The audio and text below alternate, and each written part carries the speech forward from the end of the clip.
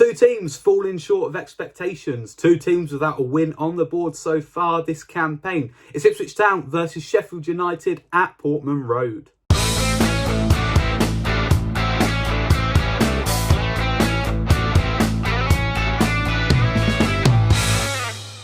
Hello and welcome back to the channel. My name is Harvey Bell. Delighted to have your company over the next few minutes or so as we discuss Ipswich Town versus Sheffield United. As ever, really keen to hear from you, so if you jump down into the comment section and leave a comment and subscribe while you're there, that would be greatly appreciated. So, two sides that are really not performing as well as expected. You know, both Ipswich Town and Sheffield United would have expected to be up there, albeit at this very early stage in the season, but currently they're not there. Sheffield United are bottom, Ipswich are somewhere languishing in the bottom mid-half of the table, and it's been disappointing for both sets of fans so far. Ipswich with only 3 points on the board, 3 draws and that one loss to Preston North End, and Sheffield United are yet to even pick up a point. They've not even drawn a game yet. Of course, there is explanation as to why. Ipswich, in our case, you know, Premier League last season, I don't need to say too much more. 3 wins all season, and that's really difficult to overcome. You get used to losing games, you almost forget how to win football matches, and there's probably a naivety of coming back into the Championship and thinking that you're just going to pick up momentum straight away. But ultimately, you have to earn the right to start building that momentum, and we've not done that so far. Sheffield United, their own hangover last season. Of course, the season before last, they came down from the Premier League, wanted an instant return, and they got as far as the playoff final, which is near enough as close as you can get without actually getting there, only to lose in the last minute of extra time. And, you know, your whole season hinges on half a second where Sunderland put the ball in the back of the net and all your hard work is undone. So, you know, there's no end of telling how difficult that is for not just the playing staff to overcome, but the backroom staff and the whole club. And that can massively dictate atmosphere. It can massively sway thinking if things don't start going your way straight away. And it's a really difficult thing, you know, and last season was difficult for both clubs ultimately. And it doesn't really surprise me that they've both had slow starts to the season, and I fully expect both sides to pick up. I've got absolutely no doubt about that. I think there's more pressure on Sheffield United, if I am being honest, just on the basis that they were in the Championship last season, so their fans are probably impatient because they are one of these clubs that, I hate to use the term, but yo-yo between the Premier League and the Championship quite often. They're one of these teams that are probably too good for the Championship, but maybe just falling short of Premier League standard. So there is always that expectation that they'll be up there and should be getting themselves into the Premier League. And, you know, they ultimately had a chance to get back there and they didn't take it. Ipswich, as much as we want to get back up there, we know this is a season of rebuilding. Hopefully we can turn it around. I think we should. We've got a very talented squad and there's no excuses. But I think there's a little bit more patience. I think there's that little bit more loyalty towards Kieran McKenna just based on the double promotion. I know that there's a few fans on Twitter that maybe are starting to call for his head, maybe starting to grow a little bit restless, but I think they're a little bit premature, and I think the whole fan base is mainly with him. I think they're mainly with the club, albeit a very mixed transfer window. But I think there's a lot of pressure coming from around Sheffield United, particularly on Ruben Sells, the manager. Despite their form in pre-season, you know, they beat Fulham, had some really good performances. They don't seem very content at the minute, and there's already talk that Ruben Sells' future does hinge on Friday night's result, which seems crazy. Only 4 games and then obviously 5 games into the season. Fortunes could be completely different as well. You know, Ipswich have had some good performances. We probably could have been 2 in front against Derby and it's a completely different game, but equally we could have not been given a last minute penalty, and that would be another point that we didn't have on the board. Equally at Birmingham, we might not have got the last minute penalty, and then we're in exactly the same boat as Sheffield United near enough. Again, Sheffield United, they conceded very early to Bristol City. That flips the game on its head. It changes the complexion of things, and maybe it becomes less about football and more about mentality.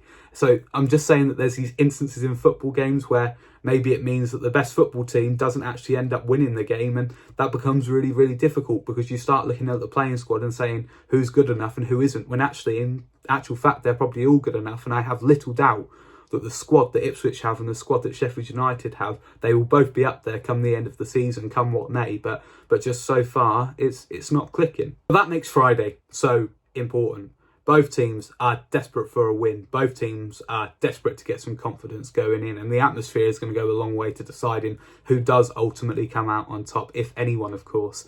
And I think the first goal's going to be so crucial to that. I just alluded to it, but I think there's a little bit more pressure on Sheffield United just for the fact that they are pointless so far, and because of the noise surrounding Ruben Sells as well. The first goal is going to massively dictate the atmosphere. I think both fans are on the edge of getting quite frustrated. So whichever team concedes first, I wouldn't like to be in the fan base that concedes first, because I can really see the attitude changing. You know, I can see Sheffield United fans getting really riled if they go 1-0 down, but then I can see the stadium, unfortunately, going really flat if Sheffield United take the lead and Ipswich Town find themselves behind. I think that first goal is going to be crucial, and I know it's a cliche to say that the first goal will decide the game, but I can't see anything other than that this Friday night. The first goal will win it, I think, and you know, I might even go as far to say that whoever gets that first goal might go on to win 2 or 3-0. Not because there's a massive amount of difference in quality between the two sides, but just purely on the basis that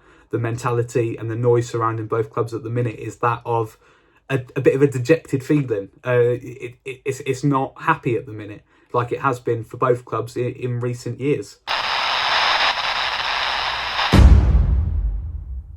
Sheffield United, though, I think they are eventually, as I keep saying, going to come good. They've had a couple of really good transfers towards the end of the window. Japhet Tanganga through the door, former Ipswich Town loanee Ben Godfrey and Mark McGuinness. Danny Ings in on a free from West Ham. You know, these are some players with some championship experience, have performed at the highest end of the championship. So once they get clicking, much like Ipswich, you know, it's a frightening squad. And speaking of the Ipswich squad, bad news, obviously, in the week that Sammy Szmodics went home from the Republic of Ireland international camp.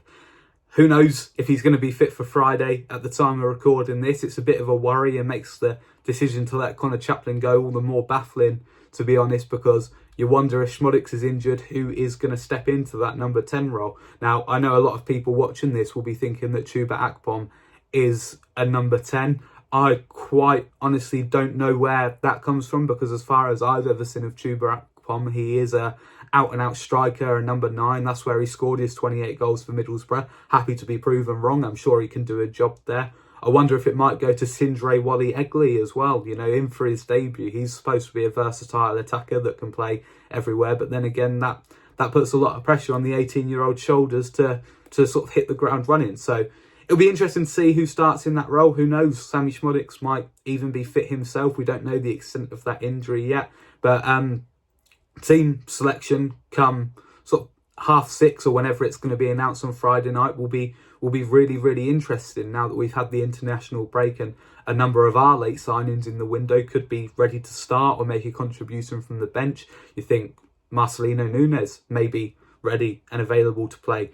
As I say, Chuba Akpom might be involved in some capacity. We've not seen too much of him yet. Darnell Furlong, who's not made it on the pitch yet, may he get a go at right back. It's really interesting. I'm looking forward to seeing who we play. But one thing's for sure is that this is going to look like a very, very different Ipswich Town squad, and one that we've not seen before. So I am really, really fascinated by the fixture on Friday. It's a really, really interesting game, and although only 5 games in, it's a really, really important game for both sides, just more so for mentality than in terms of points, if I'm being honest with you, because both teams just need to get something on the board. Both teams need to start building a momentum. I know I said the word momentum about 1,500 times in this video, but that is the watchword at the minute, and it's, you know, it's so vital in the Championship, in a league where anyone can beat anyone, and you never have any certainty over if your quality is gonna prevail. You need to at least have momentum in your corner, and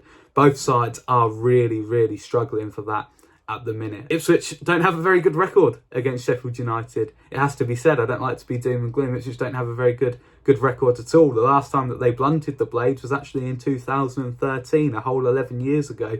Damien Delaney, Connor Wickham on the score sheet that day. But the last time we actually played Sheffield United was way back in 2019. Very contrasting emotions. Ipswich had already been relegated to League One, and Sheffield United secured promotion back to the Premier League that day.